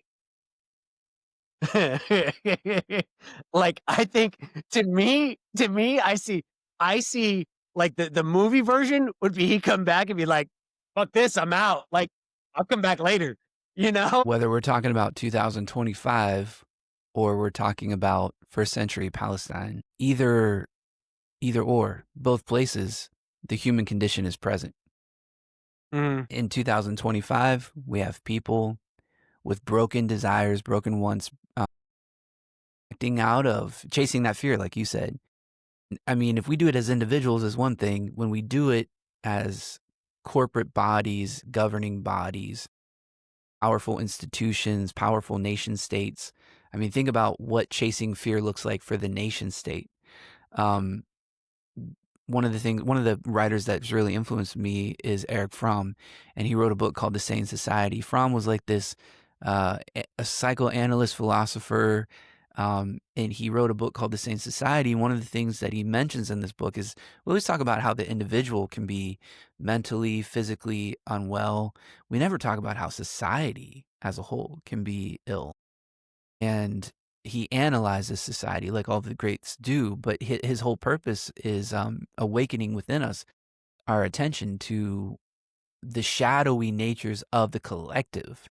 And to your point, we live in a time where people are taking religious frameworks, ideas, sacred texts, traditions, they're co opting it, hijacking it, if you will, and aiming it. This very thing that's supposed to be about love. What does love look like? Love incarnate. What does the word made flesh, love made flesh, look like in the world? They're taking this very thing and using it for oppression, subjugation, exploitation, domination, coercion, manipulation, power, gain, acquisition, right? I think Jesus would say the same thing that he said in first century Palestine. He would say it to us in our own language, in our own way, but he would say it again. He would say it again. He would show up on the scene and say, "You see those people who are poor that you try to, they're experiencing poverty that you're trying to sequester into part of the community, and you're trying to even deny them the basic dignity of a meal and to receive care when they're sick. You see these people? Blessed are the poor." He would say it again. He would say, "The kingdom of God is theirs because they're receiving a new world faster than you religious hypocrites, than you powerful people who are lording it over them." He was like, the poor are blessed because they've realized something that you all haven't realized, you powerful, wealthy people. They realize that this system doesn't work for everybody. And so Mhm. their hearts are rendered open to a new way. They receive the kingdom. Your kingdoms, the ones you've built, are working for a few. And so the ones who control it, who main power, who lord it over, it's hard for them to receive the kingdom because it's working for them. But for the poor, they're the ones who are still blessed. He would say the same exact things. Blessed are the pure in heart. Blessed are the peacemakers. The pure in heart, they'll see God. Blessed are the meek, because they're going to inherit what's really coming and the fullness of what's coming. Like he would say the same things, and then he would say the same things. Woe to you who are rich. Woe to you. How hard it is for the rich to enter the kingdom of heaven, the kingdom of God. Like he would say the same exact things. He would say the same woes. He would give the same blessings. He would go into our religious institutions. Hello, like church people, we should get this. He would go into the religious institutions and point out all the ways that we're not getting it. That makes me like almost giddy. Like he would come into our institutions and show us how we've missed the mark completely. He would go into, you think about what the temple represented. It was not only the center of religious power, it was political power. If you were Jewish, if you were a Jew in first century Palestine, the temple represented the center of life, identity. And he would go into those spaces and turn tables over. Now, a lot of people think that Christians should be turning tables over. I think we should in a creative way. I think when Jesus wants us to follow him, he says it specifically. He's like, do this thing. If he doesn't say do this thing, I'm not sure Jesus wants us to always be physically like going into every institution and breaking their property up. but there's a better way of doing it, right? And that is Right. to actually follow this radical subversive way of the Jesus way. Like I think there's a better way. So what would he say in modern times? He would say the same exact thing because the same human condition is present. People were taking religious structures, using them as a utility to coerce, oppress, manipulate, and subjugate. They were doing it then. They're doing it now. Every tyrant has co-opted God. Hitler did it. The list goes on and on. You read Hitler's journal, and he says, I believe with what he was doing to the Jews, he said, I believe I'm doing the work of God, right? So every tyrant has had this mendacity of taking a hold of a religious framework and saying, this is what I'm doing. Like this, I'm bringing this to fruition. And the truth is they're just utilizing it. I mean, it's just Right. tragic. They're bastardizing it. They're Yeah, weaponizing it. absolutely. Yeah. I mean, it's the playbook, isn't it? It's Mhm. the playbook. You grab the sacred text, you take a photo op with it, like Or you meanwhile you hold it just upside down and backwards. hold it upside down and backwards, and you just use tanks and tear gas and rubber bullets to clear the road of peaceful protesters. Like, and then you want to talk about the God who is love? Simone Weil says, if you only know the divine as power and not love, you've created an idol out of God. Like, I Ooh. think this is what we see. Jesus Mhm. is totally capable of becoming an idol. You can make Christ whatever you want Christ to be. And that's the dangerous part about freedom, is that I can make Christ. I love those photos, man. It's so stupid, but they have Jesus on the cross and he's like all muscular and he's like breaking the cross in half, like it's shattering behind him. I'm like, what in the world? Like you can make Christ whatever you want Christ to be. This is why Christians were slave owners, trading in slaves, taking bodies from Africa. Oh wow. No, not the time for balloons. Not the time for Definitely balloons. not the time for balloons. Mac, That's you've never been amazing. more tone deaf in your life, Apple. I'm going to keep my hands down. But you get my point, right? Like if Christians could be slave owners, Christians could use Christ for anything. And Right. I think the art form of Christianity, and it is an art form, it is nothing more than a practice of what does it mean to be human. Like if I had to summarize the faith, I would say it this way. It's just the practice, the art form of what is it to be a human being searching and going after love in bodily form.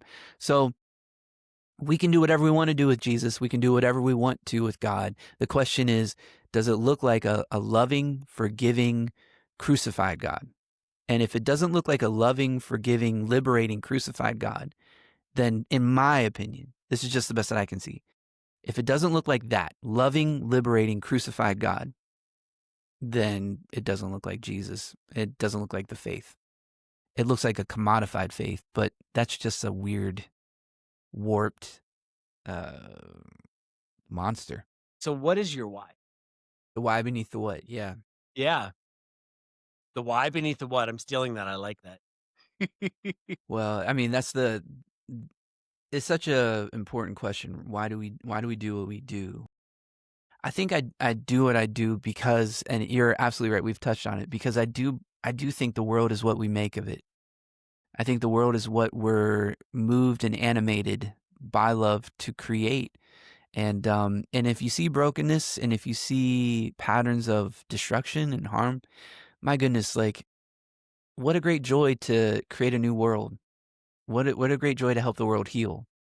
And Hmm. so, like for me, I think the why beneath my what is I find great joy in what we're doing together. Like I find joy in this podcast. I find joy in the fact that you exist, that I exist at the same time on this rock floating through outer space. Like it's cool. Like I find It great is. joy. And I think the evolution for me is from not because I have to, not because I'm told to, not because if I do I'll get a lot of money, if I do, and I've not found that path yet. So it's not because of anything other than at the end of the day what a pleasure it is to do something that brings joy into my life, the world, our shared lives together.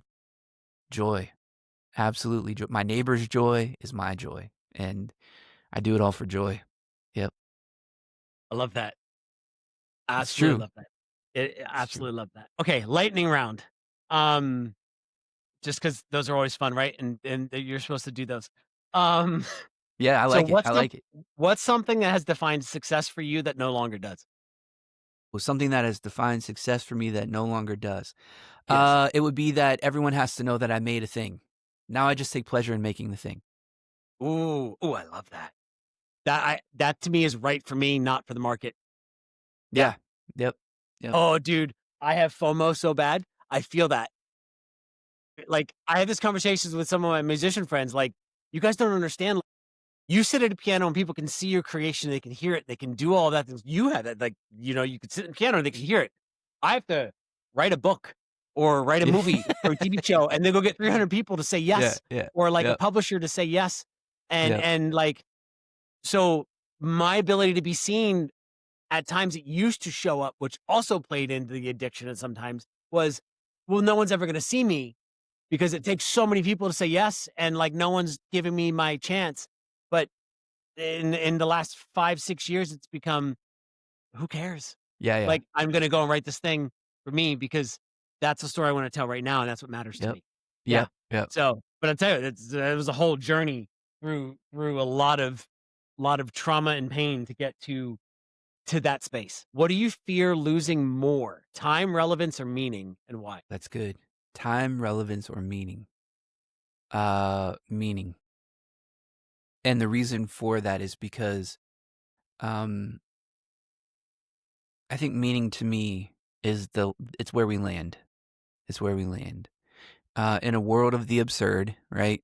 The greatest thing that we can do is somehow help others find the light, help ourselves walk with people as we find the light. And for Mhm. me, the greatest resistance to absurdity is meaning, because absurdity Ooh. has no meaning. So No, it the doesn't. the greatest resistance that Rage Against, what's that poem? Rage Against the Dying of the Light. I can't. It's Christopher Nolan uses it in Interstellar. Um, Okay. but I anyways, I forget how it goes, but it's like Rage Against the Dying of the Light, or the something like that. For me, my rage, and I feel so bad. I don't know if a priest should be using the word rage, but like my resistance, I'll just say it that way. My resistance is meaning in a world of absurdity. Meaning is my resistance. So, what's a either a song or even a verse that never fails to inspire you, like when you're like oh, down or stuck, song or a verse that or never both, or fails. one of each. Yeah. Oh, oh, oh, oh, oh. Okay. Um, man, that's a good question, Jay. A song or a verse that never fails to inspire me. So, like a verse from a particular song that's been written, or That or a Bible verse, or yeah. oh, got it. Okay. Then this for me, it's this.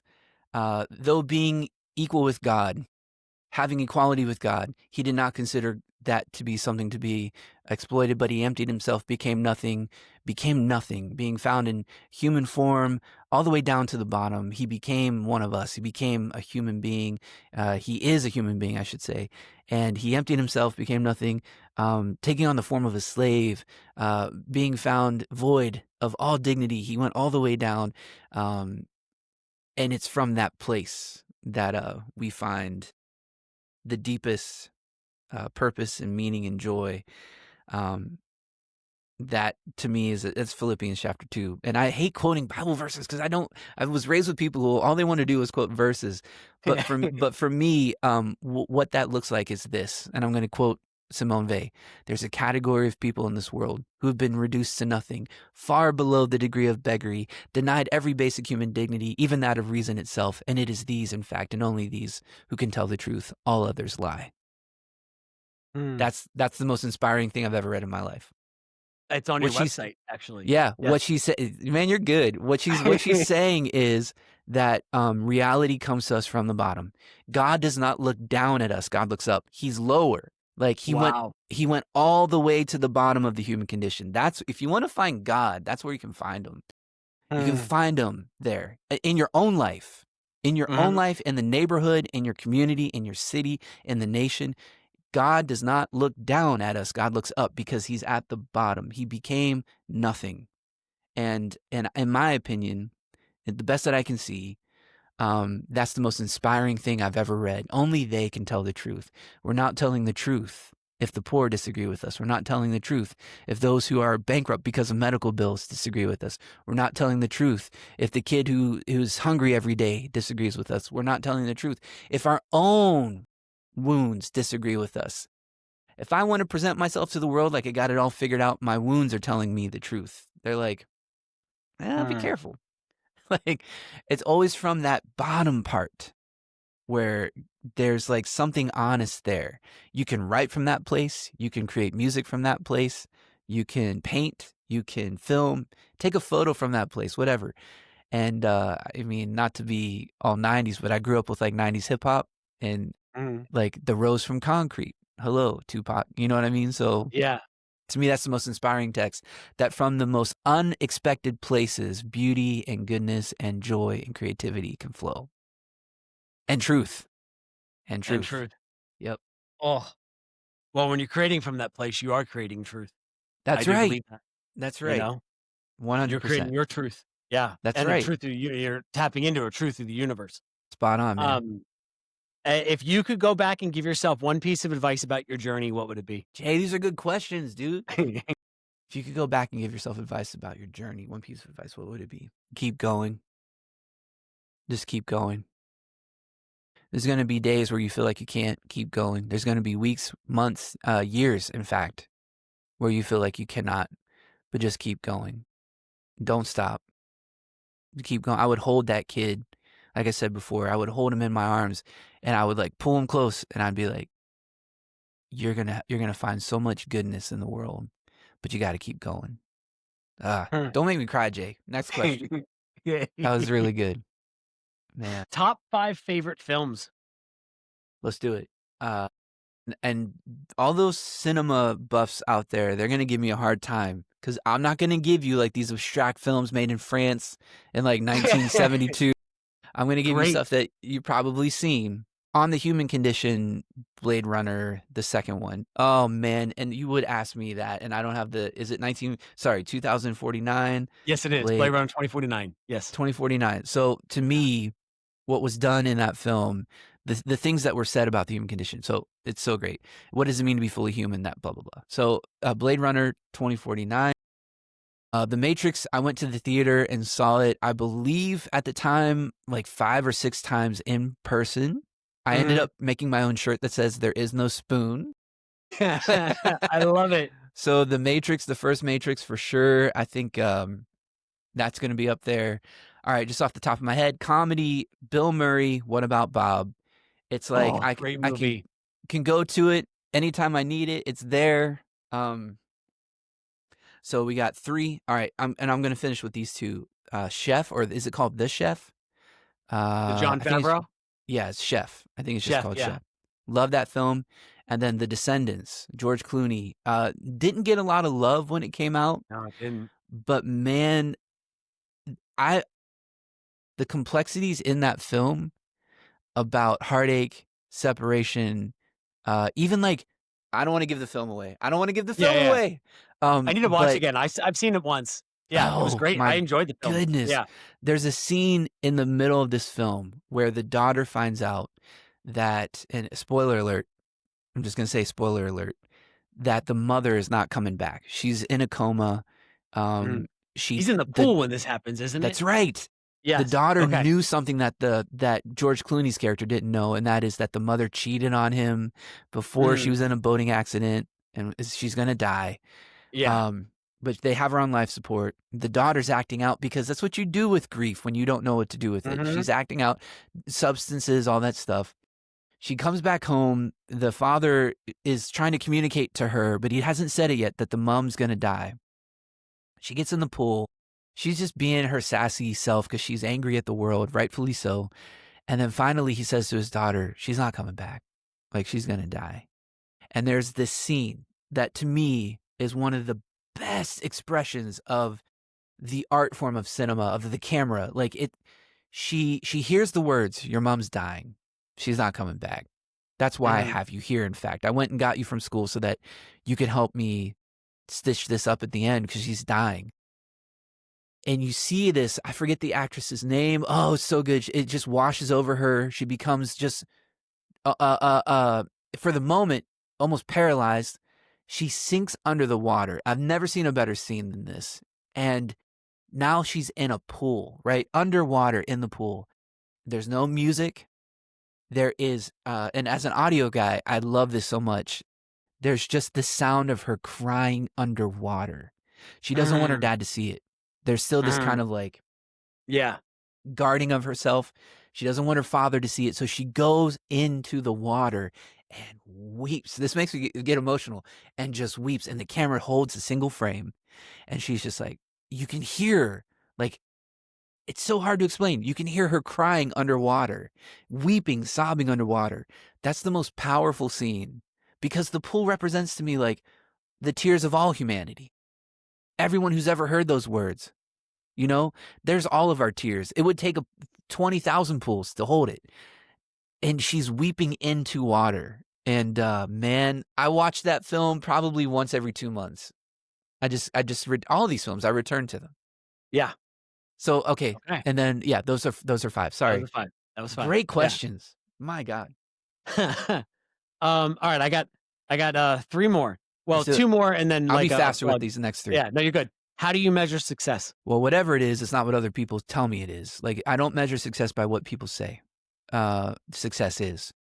I measure success by the inner home, my own, the God in me, like that Mhm. inner knowing.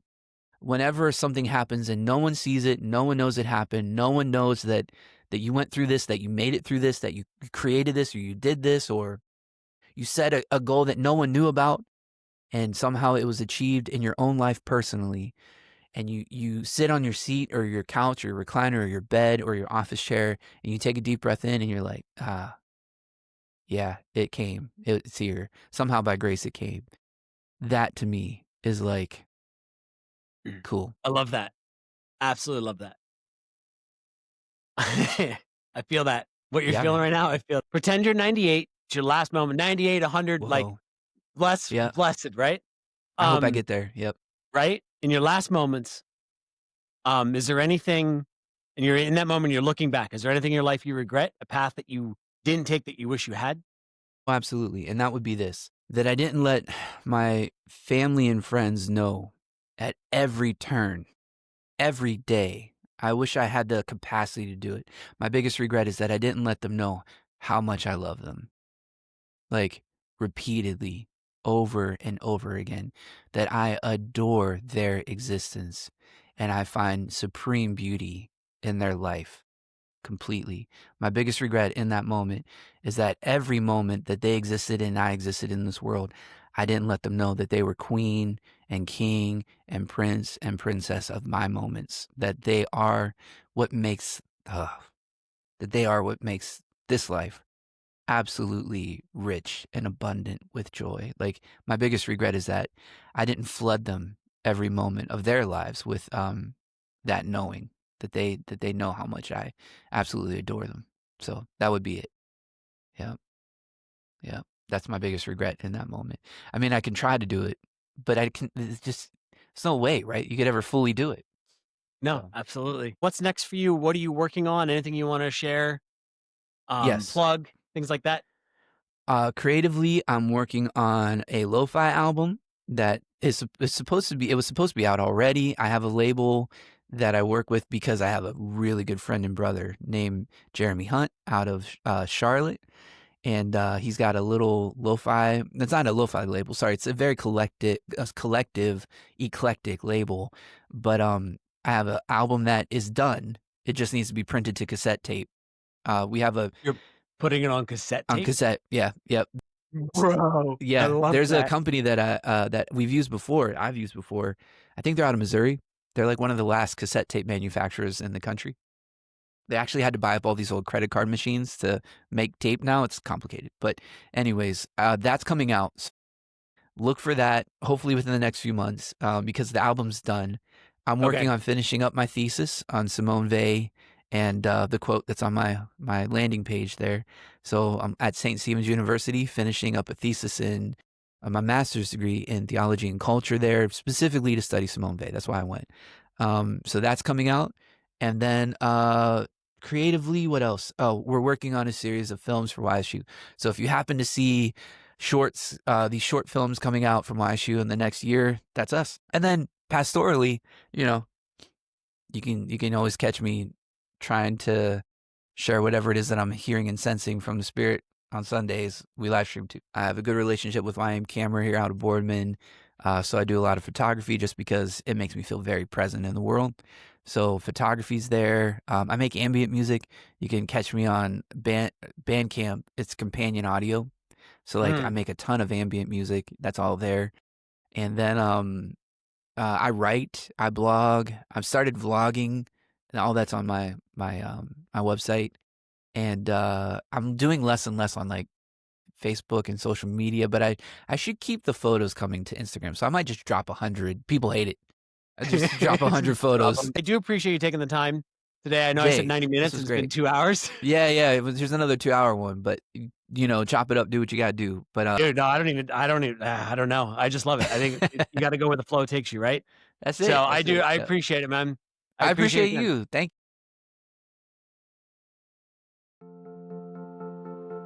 JP, thank you, my man, for sitting down. This conversation was exactly what I hoped what this podcast could be. And that's episode 3 of What's Your Why. If you want to check out JP's work, you can head on over to johnpaulrobles.com, Robles. The link is in the show notes. He's got a lo-fi album coming out on cassette tape. Freaking cool, right? He's finishing his master's thesis on the philosopher Simone Weil. Simone Weil? I think that's what it is. Simone. He talks about it in the podcast. I'm probably messing that up. And you can catch him preaching on Sundays at Sacred Commons. They also live stream on YouTube. I'll have all that information in the show notes. So please make sure you check that out. Follow him on Instagram for his photography. And you can also check out his ambient music on Bandcamp under Companion Audio. Again, everything will be in the show notes for you guys. Please remember to subscribe to What's Your Why with Jay Pemberth anywhere you get your podcast. And so you don't miss new conversations coming your way. And remember, what broke you made you beautiful. Your story matters because you're matter. I'm Jay Pemberth, and thanks for listening.